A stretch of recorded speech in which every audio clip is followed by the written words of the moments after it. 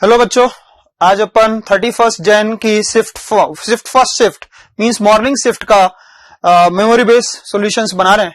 तो देखते हैं क्वेश्चंस फिजिकल एंड ऑर्गेनिक के जो क्वेश्चंस आए हैं उनको अपन डिस्कस कर रहे हैं। उनमें क्वेश्चन नंबर 6 की बात कर रहे हैं अपन। ये एक मोल कंसेप्ट का क्वेश्चन था जिसमें जिंक HCl की रिएक्शन गिवन थी, ZnCl2 और H2 उस रिएक्शन से बनेगा। तो finally zinc plus 2 HCl gives ZnCl2 plus H2, ये बैलेंस इक्वेशन होगी। इसमें ये गिवन था कि जिंक का कितना अमाउंट था, 11.5 ग्राम ऑफ जिंक गिवन। तो हाइड्रोजन का वॉल्यूम STP में पूछा जा रहा था। तो फाइनली अपन क्या करेंगे, इसको फर्स्ट ऑफ ऑल हम निकालेंगे मोल्स ऑफ जिंक कितना होगा। मोल्स ऑफ जिंक क्या होगा, 11.5 अपॉन जिंक का, जैसा स्टूडेंट्स ने बताया जिंक का जो एटॉमिक मास गिवन था वो 65 नहीं था, वो उन्होंने 64.5 दे रखा था। These are the moles of the zinc. जितने मोल जिंक के होंगे उतने मोल्स ही हमारे पास हाइड्रोजन के होंगे। It means moles of zinc it is equals two moles of hydrogen also. तो फाइनली मोल्स ऑफ हाइड्रोजन भी यही हो गए हमारे पास। अब हमें वॉल्यूम ऑफ हाइड्रोजन का पता लगाना है। तो मोल्स ऑफ हाइड्रोजन से वॉल्यूम ऑफ हाइड्रोजन कैसे निकलेगा। Now volume of hydrogen at STP is 11.5 divided by 64.5 into STP पे जो वॉल्यूम मानते हैं अपन मोलर वॉल्यूम दैट इज 22.7। तो इसको आप मल्टीप्लाई कर देंगे 22.7 से, तो अप्रॉक्स ये वाली जो वैल्यू आएगी सॉल्व करने के बाद वो आएगा 4.04 लीटर के आसपास। ये वैल्यू अपने पास निकल के आएगी और यही इसका आंसर हो जाएगा। 4.047 के आसपास ये वैल्यू आ रही है और यही इसका आंसर हो जाएगा। ठीक है, ये मोल का क्वेश्चन था। नेक्स्ट क्वेश्चन इसमें जो आया था वो था एटॉमिक स्ट्रक्चर का क्वेश्चन है। ये क्वेश्चन नंबर 7 अपन डिस्कस कर रहे हैं। Which of the transition of the hydrogen will have the same wavelength as 4-2 transition in the helium plus spectrum।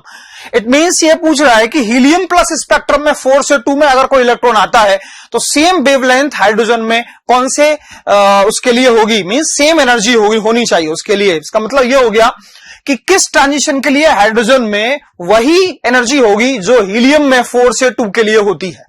तो इसके लिए आप सिंपली जो जनरल रिलेशन अपन अप्लाई करते हैं उसके अकॉर्डिंग आप सॉल्व कर सकते हैं।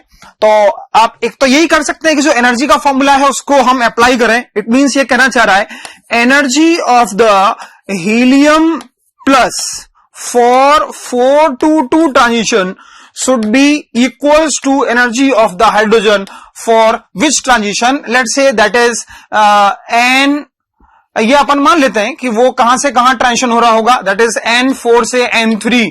ये हम मान लें, ये हम मान लेते हैं कि ये N1 से N2 के लिए ट्रांजिशन। तो एनर्जी वाला formula E is equals to 13.6 Z square 1/N1 square minus 1/N2 square. उसको दोनों को हम इक्वेट करेंगे तो फाइनल हमारे पास जो रिजल्ट आता है उस रिजल्ट को यूज में ले सकते हैं अपन।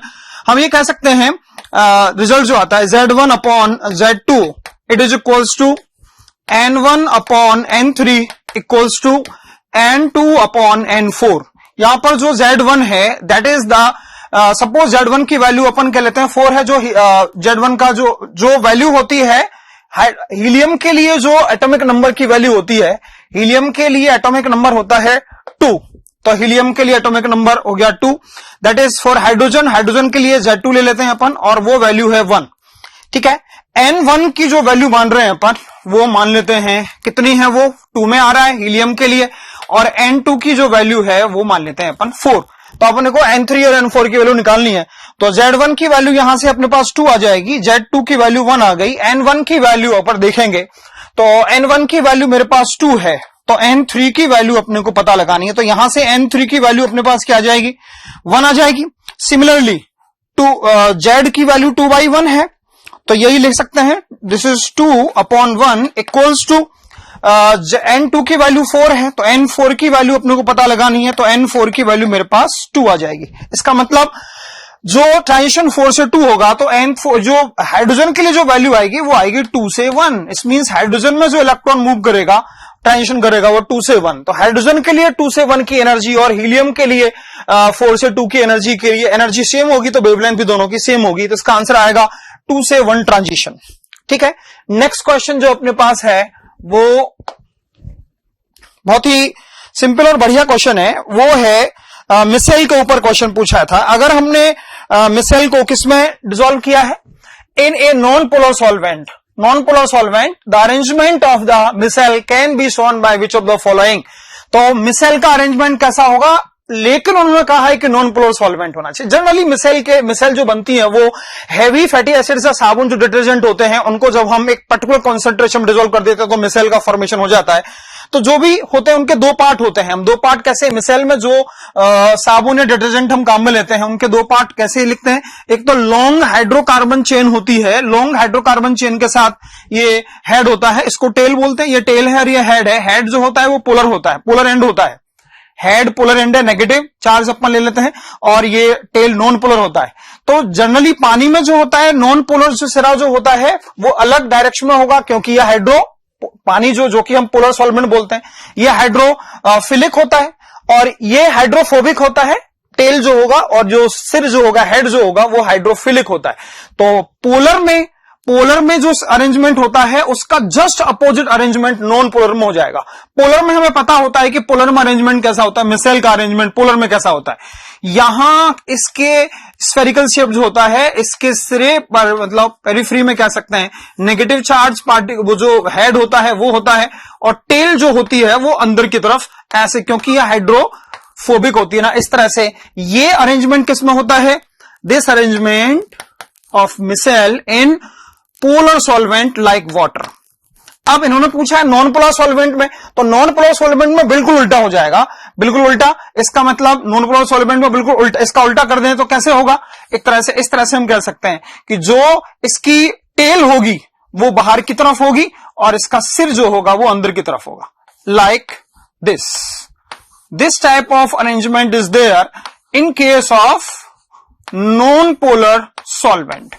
मिसेल का अरेंजमेंट नॉन पोलर सॉल्वेंट में इस तरह का होगा, ये होगा नॉन पोलर सॉल्वेंट में अरेंजमेंट।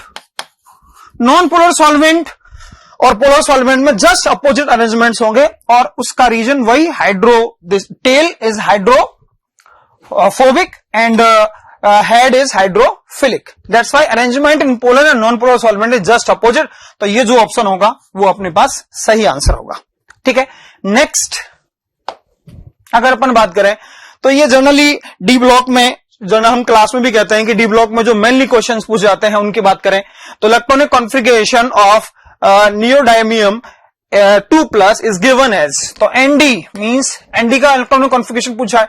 नॉर्मली जो एनडी होता है इसका एटॉमिक नंबर होता है 60, ठीक है, लेंथेनॉइड्स में होगा ये।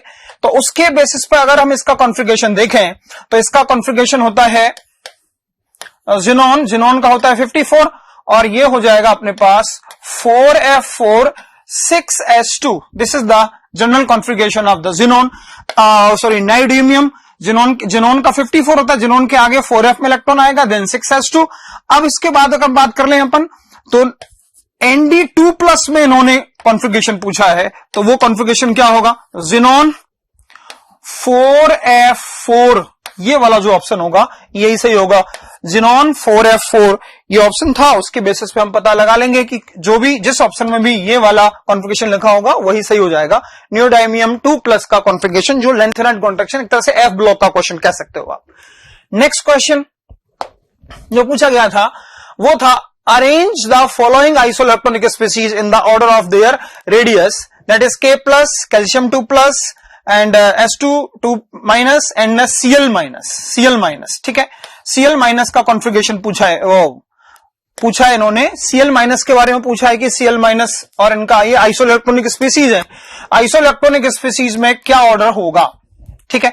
हमें पता है आइसोइलेक्ट्रॉनिक स्पीसीज की बात करें अपन तो जैसे जैसे Z की वैल्यू बढ़ेगी आइसोइलेक्ट्रॉनिक स्पीसीज में वैसे वैसे साइज कम होता जाएगा। तो फाइनली हमें पता है इनमें तो सबसे बड़ा साइज जो होगा वो S2- का होगा, क्योंकि यहां टोटल चार्ज, यहां नेगेटिव चार्ज है। उससे छोटा साइज किसका हो जाएगा, Cl- का साइज होगा, उससे छोटा साइज Cl- का होगा। तो then Cl-, then K+, then सबसे छोटा हो जाएगा कैल्शियम 2+, क्योंकि जितना ज्यादा पॉजिटिव चार्ज आइसोइलेक्ट्रॉनिक स्पीसीज में बढ़ता जाता है वैसे वैसे ही यहां पर चार्ज की वैल्यू, साइज की वैल्यू घटती जाती है। पॉजिटिव चार्ज बढ़ने पर साइज घटता है, तो ये होगा आइसोइलेक्ट्रॉनिक स्पीसीज में चार्ज का ऑर्डर, ठीक है। इन्हीं में एक क्वेश्चन और पूछा गया था और वो पूछा था इन्होंने, what is the basicity order. Basicity order पूछा है, क्वेश्चन नंबर अपन 11 कह सकते हैं। इन्होंने पूछा था, एक था B2O5, फिर है B2O4, फिर है O3, vanadium pentoxide, vanadium tetroxide, vanadium trioxide. इनकी बेसिक स्ट्रेंथ का ऑर्डर इन्होंने पूछा है, बेसिक स्ट्रेंथ ऑर्डर पूछा है। तो हमें पता है सॉरी, हमें पता है कि जैसे सेंट्रल जो भी मेटल है, मेटल के ऊपर मेटल का ऑक्सीडेशन नंबर जब बढ़ेगा तो हमें पता है एसिडिक स्ट्रेंथ बढ़ती है। Acidic strength will increases on increasing oxidation number of the metal. तो सबसे ज्यादा वेनेडियम पेंटाऑक्साइड में ऑक्सीडेशन नंबर +5 है, यहां का ऑक्सीडेशन नंबर +4 है, और यहां का ऑक्सीडेशन नंबर +3 है। तो इस हिसाब से एसिडिक स्ट्रेंथ में B2O5 सबसे आगे है, तो बेसिक स्ट्रेंथ सबसे कम होगा। तो हम कहेंगे B2O5 की बेसिक स्ट्रेंथ सबसे कम होगी, देन B2O4 की बेसिक स्ट्रेंथ होगी, देन B2O3 की बेसिक स्ट्रेंथ होगी। तो सबसे ज्यादा बेसिक स्ट्रेंथ में B2O3 होगा। इस तरह से और अपन इसको कह सकते हैं। हाँ, क्वेश्चन 12, ये क्वेश्चन सॉल्यूशन कॉलिगेटिव से है। ये कह रहा है कि lead storage battery contains 38% W/W H2SO4. Then find the temperature at which liquid of the battery will freeze. It means lead storage battery में H2SO4 है, तो उसको अगर हमको फ्रीज कर रहे हैं तो वो कितने टेम्परेचर पर फ्रीज होगा। ठीक है, तो ये हम कहेंगे कि freezing point difference equals to iota KF into molality. Question में गिवन था कि आयोटा की वैल्यू 2.67 है, KF ऑफ वाटर 1.86, ये भी क्वेश्चन में गिवन है। तो फाइनली हमें मोलिनिटी को लिखना है, तो आयोटा की वैल्यू हो गई 2.67 इंटू KF कितना होगा 1.86 इंटू मोलिनिटी। ये कह रहा है 38% W/W, उसमें 38 ग्राम H2SO4 in 100 gram of the solution. तो हम लिखेंगे 38/98 moles of H2SO4 into weight of solvent in kilogram, that is 1000/62। ये मेरे पास डेल्टा TF की वैल्यू आएगी। सॉल्व कर लेंगे इसको अपन, तो 31 इसकी जो वैल्यू आएगी मेरे पास वो आएगी 31.05 डिग्री सेंटीग्रेड। ये मेरे पास डेल्टा TF आया। हमें पता है कि डेल्टा TF की जो वैल्यू होगी, डेल्टा TF जो हम लिखते हैं वो क्या लिखते हैं, TF of the solvent minus of TF of solution. अब हमें डेल्टा TF की वैल्यू कितना गिवन है 31.05 equals to TF of solvent, पानी का डिग्री सेंटीग्रेड में वैल्यू अपन 0 degree centigrade, minus TF of the solvent. तो TF ऑफ सॉल्वेंट हम फाइनली पता लगा लेंगे, और दो TF ऑफ सॉल्वेंट सॉल्यूशन जो मेरे पास TF ऑफ सॉल्यूशन, ये जो मेरे पास वैल्यू आएगी ये आएगी TF ऑफ सॉल्यूशन।